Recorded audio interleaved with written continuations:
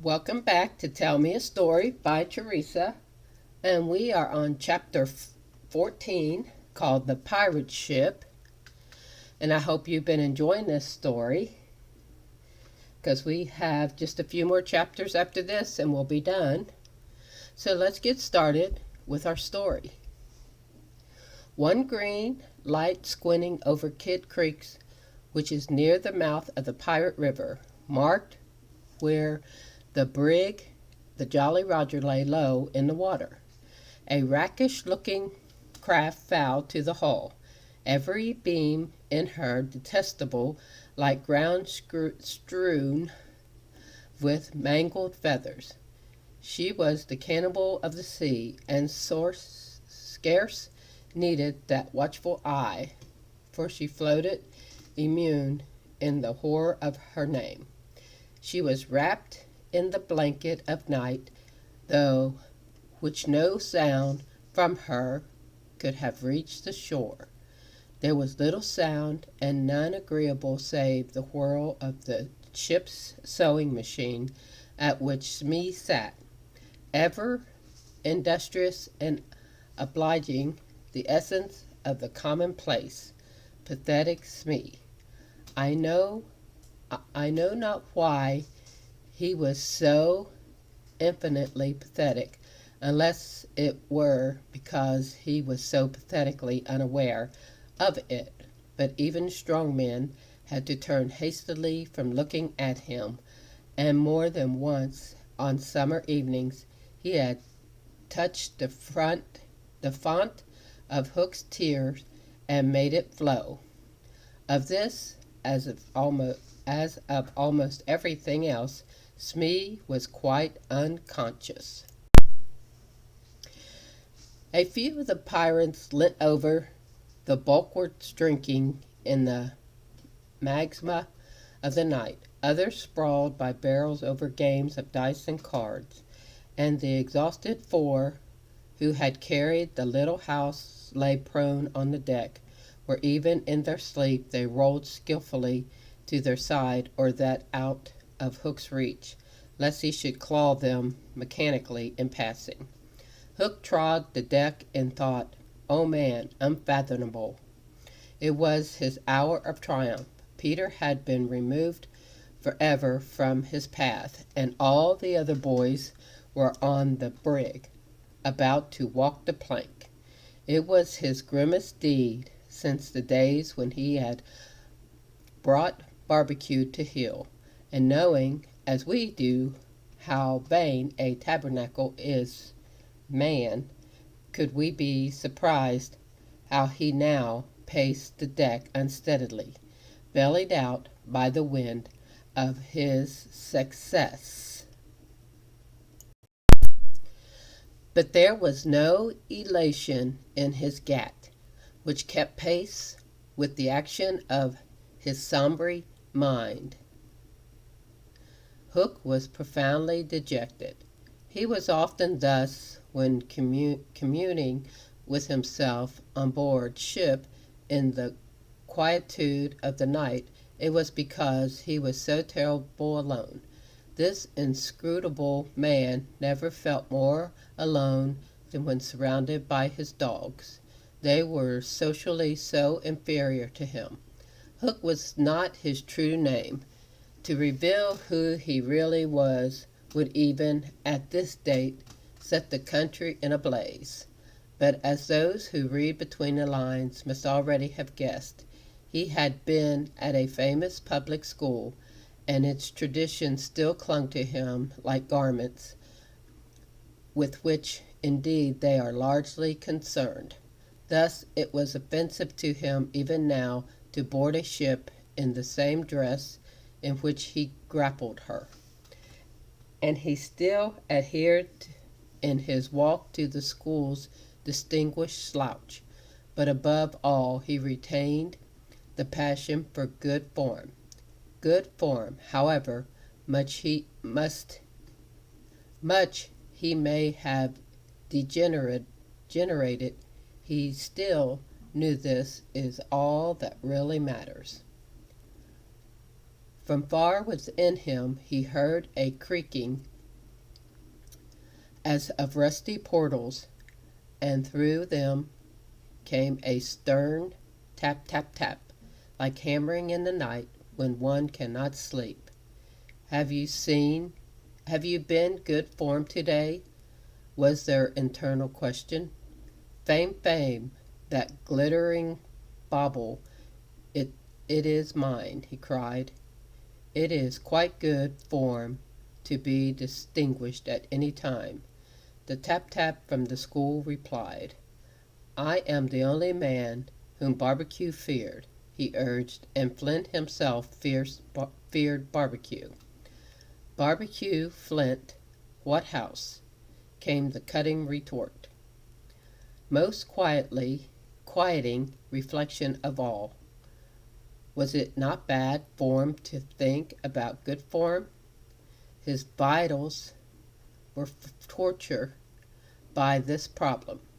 It was a claw within him sharper than the iron one, and it tore him. The perspiration dripped down from talon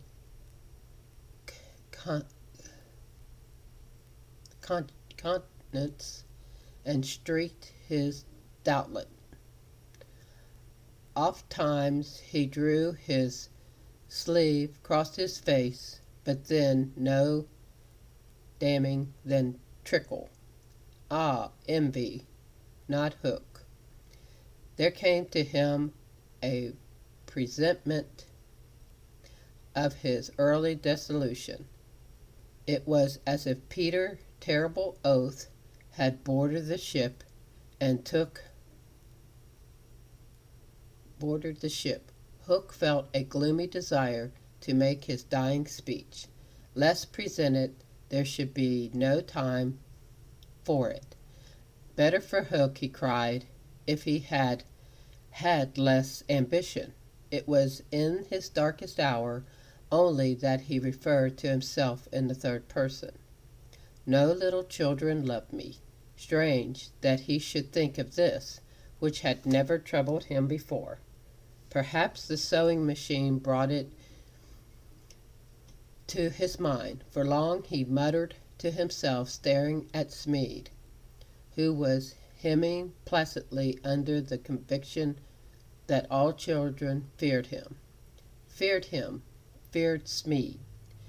There was not a child on board the brig that night who did not already love him. He had said horrid things to them and hit them with the palm of his hand, because he could not hit with his fist. But they had only clung to him the more. Michael had tried on his spectacles. To tell poor Smead that they thought him lovable, Hook itched to do it, but it seemed too brutal. Instead, he revoked this mystery in his mind. Why do they find Smead lovable?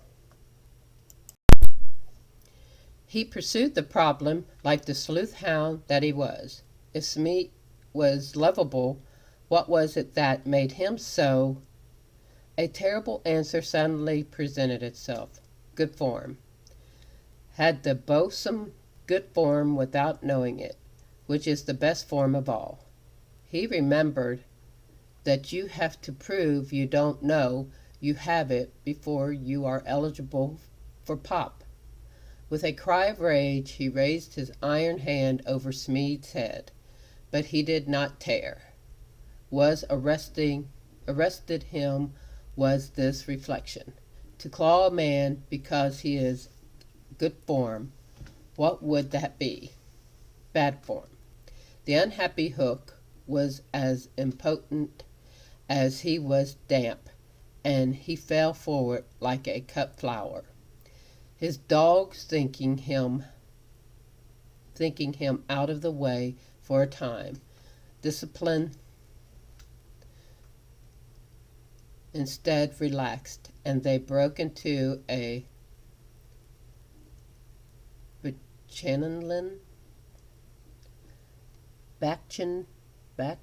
bacchanalian dance, which brought him to his feet at once. All traces of human weakness gone, as if a bucket of water had passed over him. "Quiet, you scrugs," he cried, "or I'll cast anchor in you." And at once the din was hushed. "All are all the children chained so that they cannot fly away?" "Aye, aye." "Then hoist them up." The wretched prisoners were dragged from the hold, all except Wendy, and ranged in line in front of him. For a time he seemed unconscious of their presence. He lolled at his ease, humming, not unmelancholiously, snatched of a rude song, and fingering a pack of cards. Ever and anon the light from his cigar gave a touch of color to his face.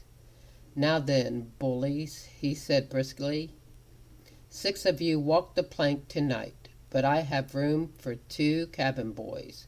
Which of you is it to be?" "Don't irritate him unnecessarily," had been Wendy's instructions in the hold, so Toodles stepped forward politely. Toodles hated the idea of signing under such a man, but an instinct told him that it would be pertinent to lay the responsibility on an absent person, and though a somewhat silly boy, he knew that mothers alone are always willing to be the buffer. All children know this about mothers, and despise them for it, but make constant use of it. So Toodles explained pertinently, "You see, sir, I don't think my mother would like me to be a pirate. Would your mother like you to be a pirate, Slightly?" He winked at Slightly, who said mournfully, "I don't think so," as if he wished things had been otherwise. "Would your mother like you to be a pirate, Twin?" "I don't think so," said the first twin, as clever as the other Nibs would. "Stow this gab," roared Hook, and the spokesmen were dragged back. "You boys," he said, addressing John, "you look as if you had a little pluck in you. Didst never want to be a pirate, my hearty?" Now John had sometimes experienced this hankering at maths prep, and he was struck by Hook's picking him out. "I once thought of calling myself Red-Handed Jack," he said defiantly, "and a good name too. We'll call you that here, bully, if you join." "What do you think, Michael?" John asked. "What would you call me if I joined?" Michael demanded. "Blackbeard Joe?" Michael was naturally impressed. "What do you think, John?" He wanted John to decide, and John wanted him to decide. "Shall we still be respectful subjects of the king?" John inquired. Through Hook's teeth came the answer, "You would have to swear. Down with the king." Perhaps John had not behaved very well so far, but he shone out now. "Then I refuse," he cried, banging the barrel in front of Hook. "And I refuse," cried Michael. "Rule Britannica, Britannia," squeaked Curly. The infuriated pirates buffed them in the mouth, and Hook roared out, "That seals your doom. Bring up your mother. Get the plank ready." They were only boys, and they went white as they saw Jukes and Seco preparing the fatal plank, but they tried to look brave when Wendy was brought up. No words of mine can tell you how Wendy despised those pirates. To the boys there was at least some glamour in the pirate calling, but all that she saw was that the ship had not been scrubbed for years. There was not a porthole on the grimy glass in which you might not have written with your finger, "Dirty pigs," and she had already written it on several. But as the boys gathered round her, she had no thought, of course, saved for them. "So, my beauty," said Hook, as if he spoke in syrup, "you are to see your children walk the plank." Fine gentleman thought he was. The intensity of his communing had soiled his ruff, and suddenly he knew that she was gazing at it. With a hasty gesture he tried to hide it, but he was too late. Are they to die?" asked Wendy, with a look of such frightful contempt that he nearly fainted. "They are," he snarled. "Silence all!" he called gloatingly, for a mother's last words for her children. At this moment Wendy was grand. "These are my last words, dear boy," she said firmly. "I feel that I have a message to you from your real mothers, and it is this: we hope our sons will die like English gentlemen." Even the pirates were awed, and Toodles cried out hysterically, "I am going to do what my mother hopes." "What are you to do, Nibs?" "What my mother hopes." "What are you to do, twins?" "What my mother hopes."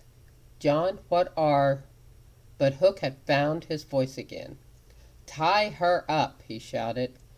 It was Smee who tied her to the mast. "See here, honey," he whispered, "I'll save you if you promise to be my mother." But not even for Smee would she make such a promise. "I would almost rather have no children at all," she said disdainfully. It is sad to know that not a boy was looking at her as Smee tied her to the mast. The eyes of all were on the plank, that last little walk they were about to take. They were no longer able to hope that they would walk it manfully, for the capability to think had gone from them. They could stare and shiver only. Hook smiled on them with his teeth closed, and took a step toward Wendy. His intention was to turn her face so that she would see the boys walking the plank one by one. But he never reached her. He never heard the cry of anguish he hoped to wring from her. He heard something else instead. It was the terrible tick-tick of the crocodile. They all heard it, pirate boys, Wendy, and immediately every head was blown in one direction. Not to the water whence the sound proceeded, but towards Hook. All knew that what was about to happen concerned him alone, and that from being actors they were suddenly become spectators. Very frightful was it to see the charge that came over him. It was as if he had been clipped at every joint. He fell in a little heap.